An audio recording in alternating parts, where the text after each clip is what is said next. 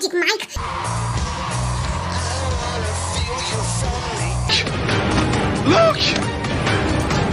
In early 2020, a very popular Russian Instagram influencer named Ekterina Didenko was getting ready to celebrate her 29th birthday. She, along with her husband and some of her influencer friends, were planning to enjoy the occasion at a popular spa in Moscow, Russia. The group rented out a private section of the spa that included a steam room and a small indoor pool.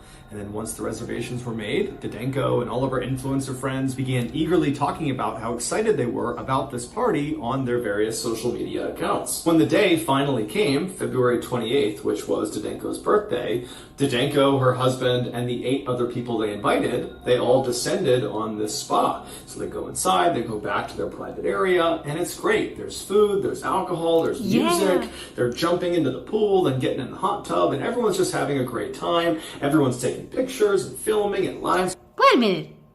So y'all in a spa, basically in a pool, and you're eating, and then you jump into the whatever that is. Like they said it was like a bubble bath. No, what did they say was it's a spa. It just feels like I'm eating in the bathroom. And eating in the bathroom for me, it's not sanitary. I mean, you take shit there. How are you gonna eat in there? I mean, I know that nobody's gonna take a shit in here. I mean, people do piss in water. Be careful who you go out with to enjoy some pool time, because you know some people just I mean, just to emphasize this.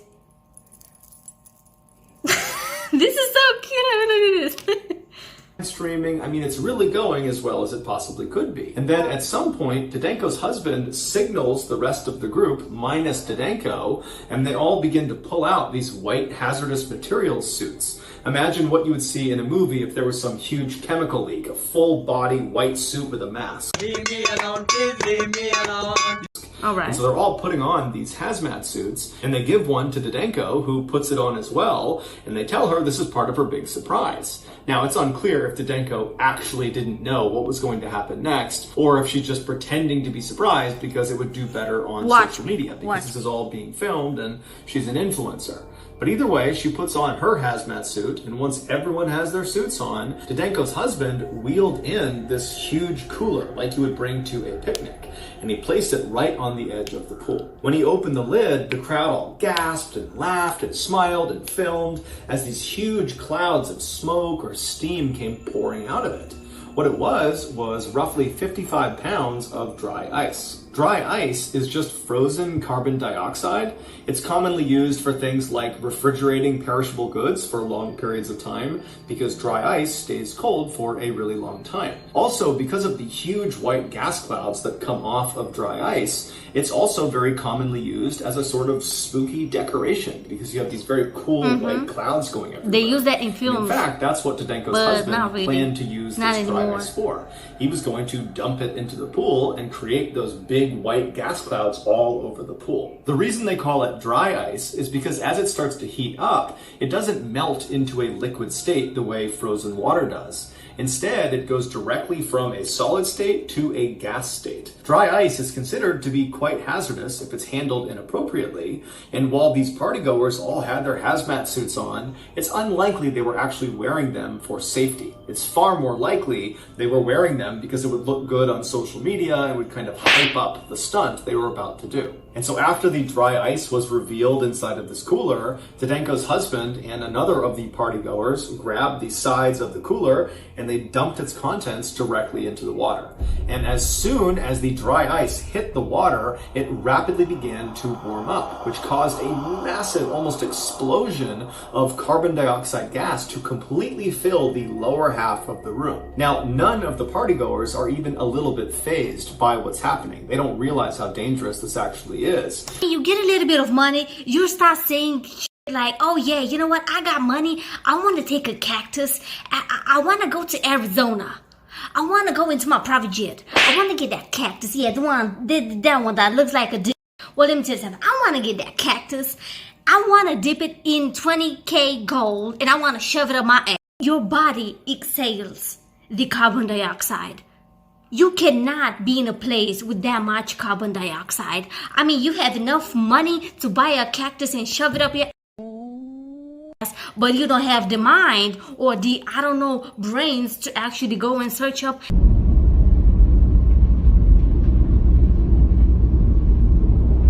What do you do for a living? I talk shit. I just hope that they just got, intoxicated and they're gonna come out of this alive.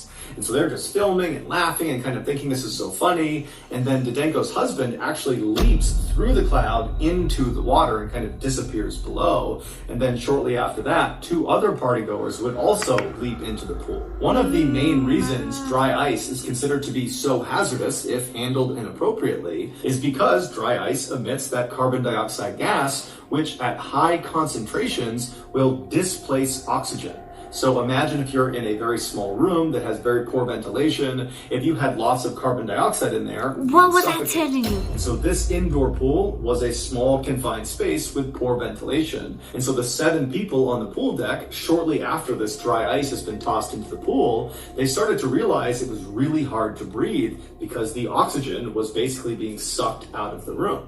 And so they were able to turn and actually run out of the pool deck before it was too late. Meanwhile, Didenko's husband and the other 2 people who leapt into the pool, when they came back to the surface, they breathed in thinking they would be breathing in oxygen, but instead they breathed in an entire lungful of carbon dioxide, which in addition to displacing oxygen at higher concentrations inside of confined spaces with poor ventilation, it is also poisonous at higher concentrations inside of confined spaces with poor ventilation. And so when the 3 of them surfaced, they breathed in this poisonous gas, which caused 2 of them to immediately pass out and then just die, while the 3rd, Didenko's husband, he managed to stay conscious enough that he was able to climb barely out of the pool, and he tried to get to the door, but he couldn't get out in time. Eventually, he was pulled out and rushed to the hospital, but he would later die, not only from carbon dioxide poisoning, but also from having gone without oxygen for as long as he had.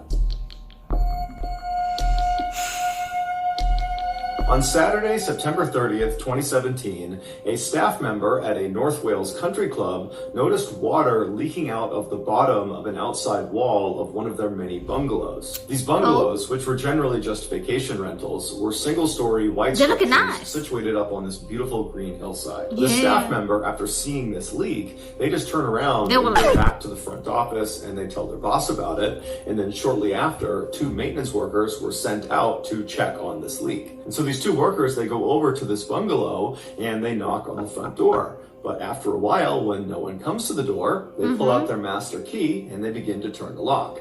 And as they do that, they yell out just in case, hey, we're here just to check on a leak. We have to come in. It's a potential emergency. And so they open up the door, they swing it open, and no one comes to the door. It's still silent.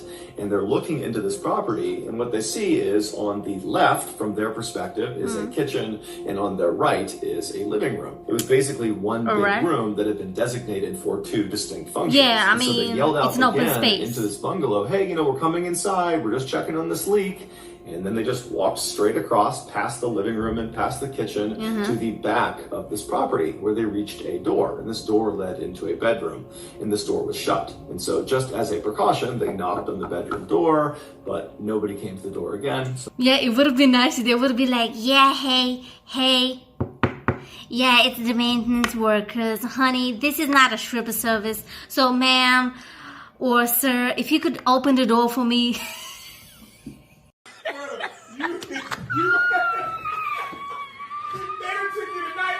And if you want to give us a tip, we might, you show a little bit of shoulders and that's it. So they opened up the bedroom door and they looked into this room, and on the right side of the room, tucked up against the right wall, were 2 twin beds where the head of each bed was tucked up against the wall. And then in the middle of the room, at the base of these 2 beds, was a pile of unopened luggage. And so to the 2 maintenance workers, this told them that someone clearly was staying in this bungalow. Yeah. Either they had just arrived or they were going to leave, but apparently they were not there right now. And so the workers walked around the luggage and around the 2 beds. So they walked on the left side of the room all the way to the back where there was another closed door. The bathroom. And based on where the leak had been coming out of the structure, they believed it would be coming from this particular bathroom. And so again, they get up to this door and they knock on it because, they want to make sure no one's in there, but there's more silence. And so they open up the bathroom and right away they see water all over the bathroom floor. But as they scan around the bathroom, they look at the sink, they look at the shower, the toilet, none of them are overflowing or running. So it was not any of the usual suspects that had caused this leak. However, there was one other area in the bathroom that could have caused a water leak, and that was the airing cupboard. An airing cupboard is typically where you keep a hot water heater. It's basically like a walk-in closet where the majority of the space is taken up by this heater. And also generally people put in shelves in front of the heater to store their linens and towels and that sort of thing. And in this bungalow, the airing cupboard had its own door, and it was right in the bathroom. And this door to the airing cupboard was right to the left of the door that led into the bathroom from the bedroom. And so these two workers, they reached over and they opened the door that led into this airing cupboard. And as soon as it swung in, they could tell right away where the leak was coming from. And they could tell right away they had a much, much bigger problem. 7 days earlier, 60-year-old former policewoman Mary Isherwood arrived at the North Wales Country Club. She and her ex-husband had for a long time owned one of these bungalows. However, they almost never stayed in it. They basically used it as an income property, renting it out to vacation goers. But they had recently decided that they wanted to actually sell the property. Hide the money, y'all! There's poor people around! With your broke ass. And so before the sale became final, Mary had told her ex-husband that she just wanted to go and spend a week actually enjoying the property and actually take a vacation there. And so originally, she and some friends were going to go to this bungalow and spend a week there. But right before they were going to leave, Mary's friends all said they couldn't make it. Who said that? Who said that? Who said that? And so Mary decided she would just go on her own. And so Mary arrives at this country club. It's late at night when she gets there. She gets to the bungalow. She puts her luggage down in her bedroom. And then instead of just kind of getting settled in and going to sleep, she decides she's going to go exercise. Mary was incredibly fit and healthy. She loved playing golf and running and exercising in general. I mean, I wouldn't do that. The club had a pool, and so she reached into her luggage and she just pulled out a bathing suit. She switched into that, and then she went down to the pool and did some lap swimming. After that, she came back to her room where she took a shower, and then she climbed in bed without any clothes on. That was just how Mary liked to sleep. And then at some point in the middle of the night, Mary woke up to go use the bathroom. And so she hopped out of her twin bed. She walked around to the door that led into the bathroom. She went inside. She did her business. And then afterwards, as she was attempting to go back into her bedroom, she accidentally grabbed the door handle of the airing cupboard, which was right to the left of the door leading back to her bedroom. She opened it up. It swung inward. She stepped into the airing cupboard, which was totally pitch black. And as she walked in, she might have bumped into the shelves or realized, this was the wrong turn. But as soon as this happened, the door behind her had actually shut. And so she's inside of this tiny airing cupboard, realizing, okay, this is not where I need to go. I've made a silly mistake. She turned around to grab the door handle to open the airing cupboard back up again. But when she grabbed the knob, it disintegrated in her hands. It broke into multiple parts and fell to the ground. Now, the space she is in is pitch black. She has no way of knowing which parts go where for this doorknob. And so by touch, she reached down and she grabbed all these pieces, and she probably tried to put them together and put it back on this door to try to get it open, but she just couldn't do it. And so eventually, Mary would have realized this is a pretty serious situation. She was staying at this bungalow by herself, and she was not expected to check out for another week. So no one was going to be checking on her, and without this doorknob, she could not open this closet door. It was a hard wooden door. The locking mechanism was solid. There was just no way to open it without this doorknob. And so Mary began banging on the door and screaming out for help, but her bungalow was not actually connected to any other structures. It was a standalone.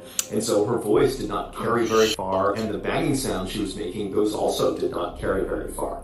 And so no one heard her. And so after several hours, she's just standing in this closet, probably thinking to herself, how in the world did I get myself in this position? But after the initial shock of this totally bizarre situation she was in had worn off, she decided to act. And so she turned away from the door and she faced towards the back of this closet. She would have been face to face with a row of shelves, but she wouldn't have been able to see the shelves because it was totally dark. And then beyond the shelves, farther into this closet, was the actual hot water heater. There was no wall behind the shelves. Basically, there was a space behind the shelves where this heater was. And so Mary grabbed one of these shelves and she managed to break it off the wall. And then she turned around and used this piece of wood and tried to smash the door, but very quickly realized that was just going to do nothing. However, she began striking the wall right next to the door, and she realized she could break through the drywall. She was starting to kind of burrow a hole. And so maybe she thought to herself, if I can just build a hole big enough right next to the door, I can reach through the hole and maybe open this cupboard from the outside. And so she began using the shelf to smash this wall, and she's burrowing as fast as she can, but the progress must have been very, very slow because she decides she needs a different tool. So she turns back around, so she's facing the shelves again, and she breaks down a few more shelves to clear a path to get to the water heater. And then once she could step past the shelves, once there was a path, she got right in front of this water heater, and then by touch began feeling around for any pipes extending off of the heater. And when she found one, she got a good grip of it, and she began yanking and tugging on it until she managed to rip a piece of pipe off of the hot water heater. Now, as soon as she did that, she now had a pipe that was a far better tool for burrowing and creating this hole in the wall. However, as soon as that pipe broke off, cold water began leaking out of this hot water heater, the water that had not been heated yet. And it was being sprayed all over the inside of this cupboard. Now, this was a very small space, and so there was no way for Mary to get out from under this cold water. And so it was a shocking and probably very painful experience. But she now had her tool and figured, okay, this is awful, but I'll just use this tool, I'll burrow this hole, I'll get this cupboard open, and I'll get out of here. And so with the water raining down on her, Mary used her new piece of pipe and began digging and burrowing at that spot right next to the door. But after a while, probably several hours, she struck a brick wall. There was no way she could actually push through this wall and reach around and open the cupboard door. There was nothing she could do. It was a dead end. And so totally devastated and probably very exhausted from all the energy she used to burrow this hole. She stopped. She's still getting rained down. I went once to a park of bungalows. I was on vacation, it was close to the sea. We had a pool and everything, it was a nice place. But what is this? A bungalow, it's supposed to be something, made of whatever. It's not a house. It's something that's supposed to be light. It's not something that's supposed to be, a million years permanent. It's something that it's just, I don't know, to me, a bungalow, it's not even something that's supposed to have bricks. I mean, how in the fuck do you have bricks in a bungalow? What the fuck is that supposed to be?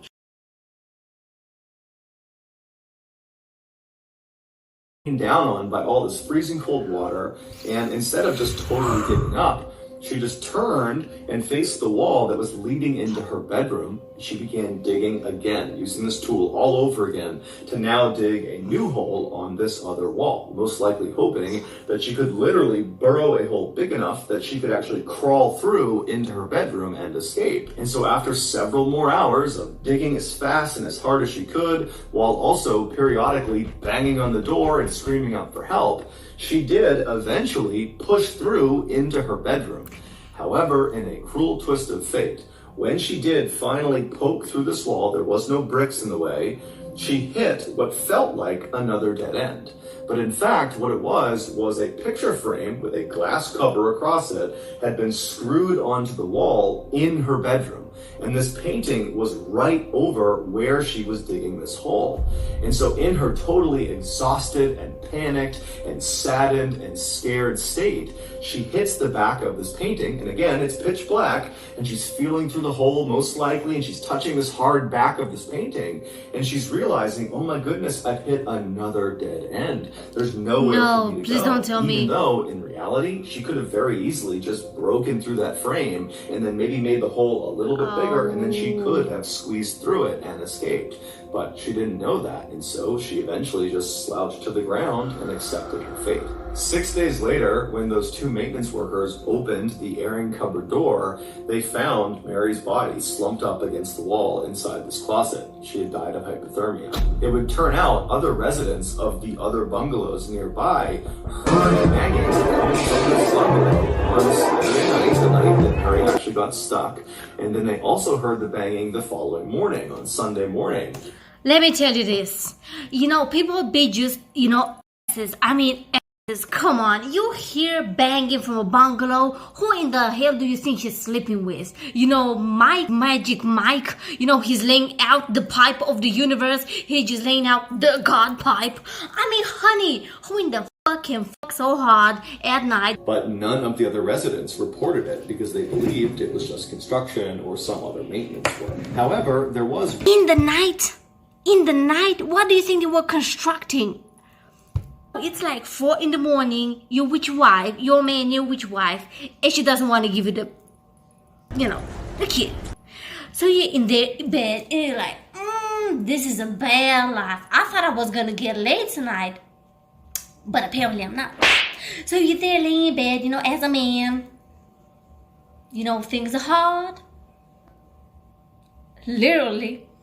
And you hear banging. And he's like, what the fuck is that?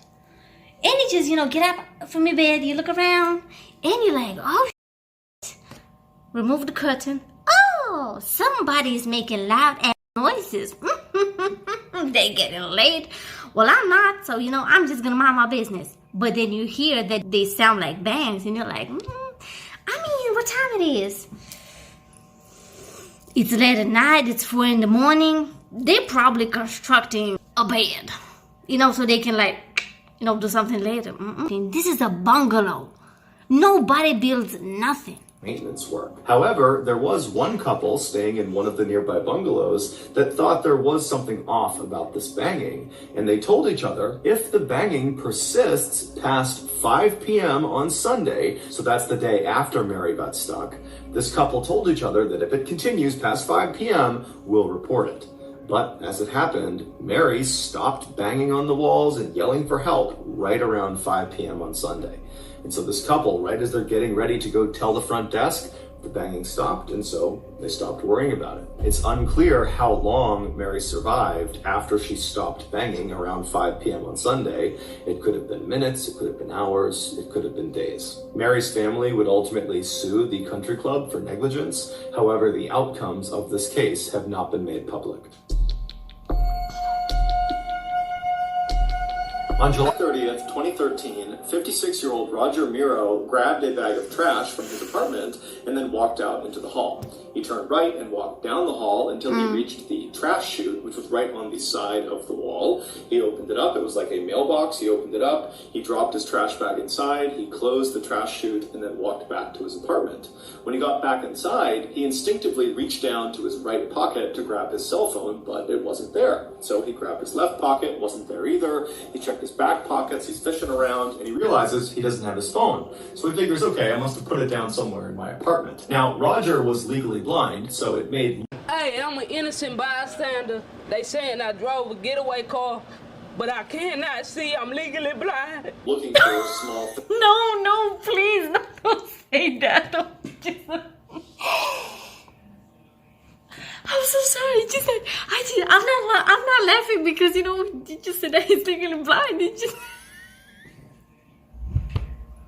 When he said that, do y'all remember the video of P.O.P. I'm legally blind?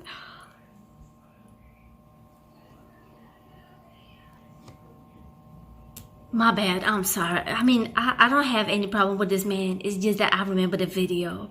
Wow. Sorry. P.O.P. all the time. things in his apartment quite difficult, but nonetheless, he began looking all over his apartment for his phone. He started in the kitchen, he looked all over the place, checked all the surfaces, no cell phone.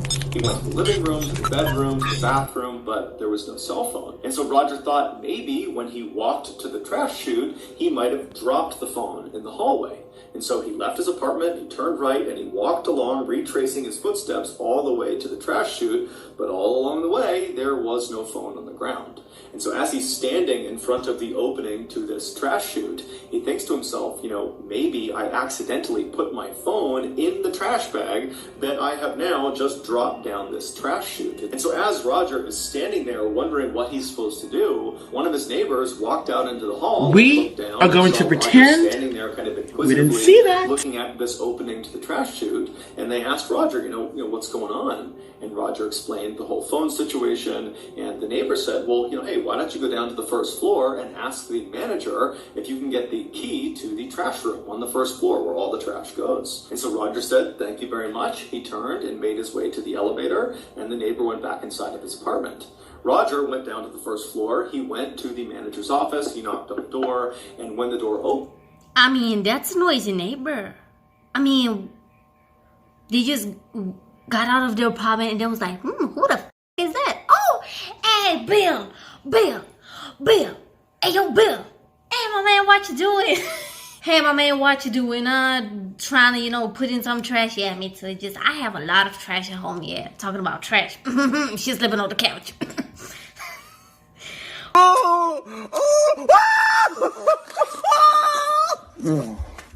And the manager was obviously very busy with something, and Roger would say, hey, I'm just looking to get into the trash room. I think I might have accidentally thrown my phone away, and I just want to have a look in the trash to see if I can find it. Now, this manager knew he was not allowed to let anybody who lived in the apartment complex go into that trash room on their own. It was a dangerous space. And so the manager was supposed to go in there with them if they needed to go in and look around in the trash. But right when Roger went up to the manager's office, the manager was waiting for a very important phone call and so couldn't really leave his office.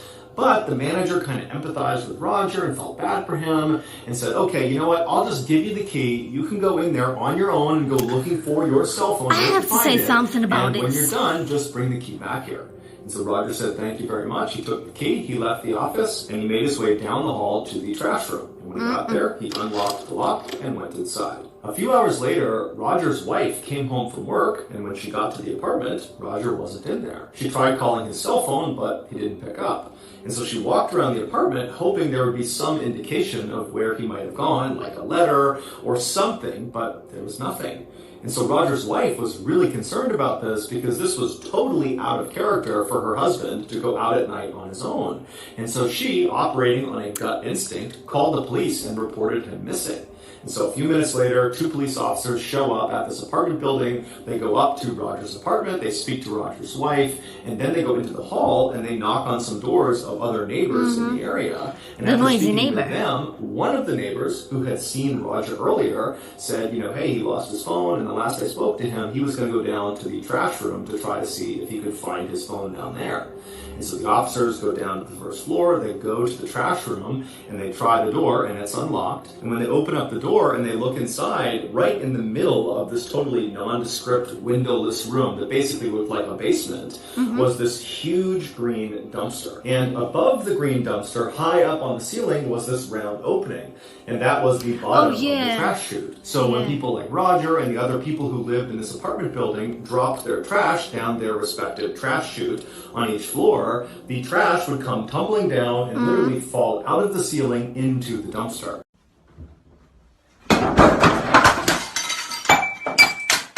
Now, this dumpster was unique. It was not like other dumpsters where the top was just wide open and anyone could lob a bag of trash in.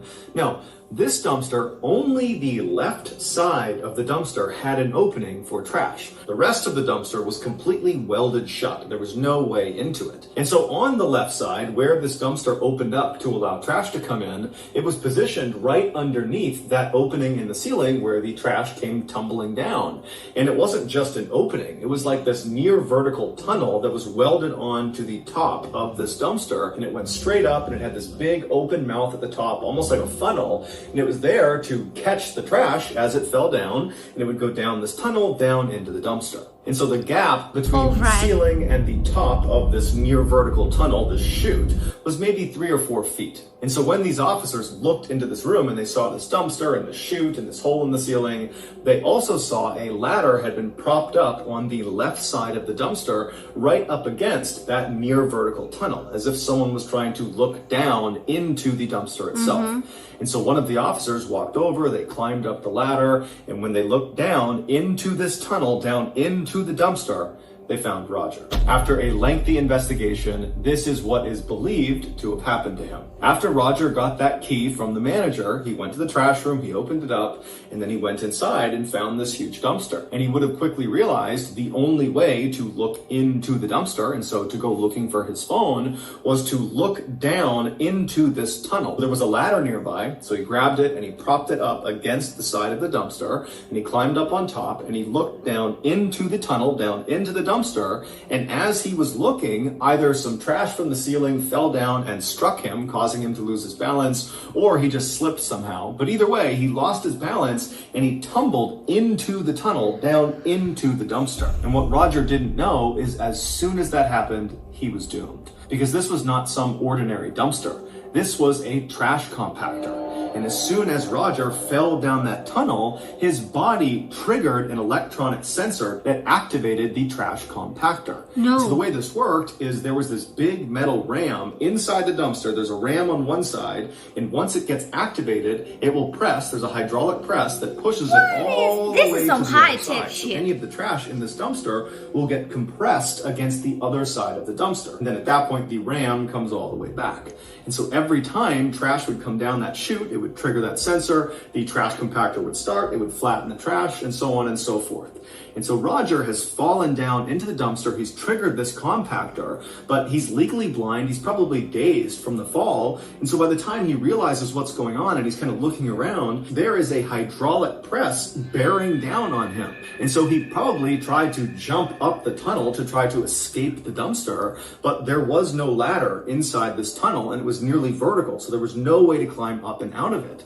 And inside of the dumpster itself, there was no emergency shutoff switch and there was no emergency exit. And so at some point, it's assumed that Roger realized he was not going to be able to climb up the tunnel. And so he only had one direction he could go, which was to retreat to the far side of the dumpster, as far away from the press as he possibly could be.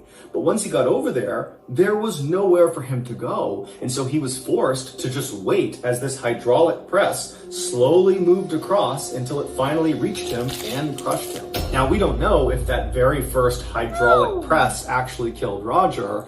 All we know is Roger was trapped inside of this dumpster for several hours, and over that period of time, more and more trash was dropped down the chute, activating the press over and over and over again. And so by the time the police actually looked down into the dumpster, they saw a part of Roger's body, and immediately they could tell there was nothing they could do. Roger was definitely deceased. Roger's wife would sue the manager of the apartment building as well as the company that owned the apartment building for their negligence, but the outcomes of that case have not been made public. I think that whenever you know that somebody has some type of disability, that you should try and help him. Look, I know that people be busy. They be busy all the time. The man asked to go in there. He wanted to look after something, and I would have rather, argued with him, have him mad at me, than just letting him, have the keys and then go in there and go into that thing. Because I have a feeling that the manager, even though they did not specify this, I think that he knew what was up with that, dumpster, like the high-tech, non-high-tech actually. That he should have at least told him, you know what, man, just wait up. The manager did not say one word from what we know. Honey, that's just bad. You could have at least told the man, yo, don't go in there because the hydraulic thing, it's crushing things. Your phone, maybe it's not even working anymore. So just, leave it away and just go back upstairs. And thank you so much for watching this video. I hope that you enjoyed my reaction. If you did, give it a big thumbs up, comment down below, and subscribe so you can be a part of this pretty family. And you know what? I'm going to see you in my next video. So I hope that you have a great day, week, month, whatever. Bye-bye.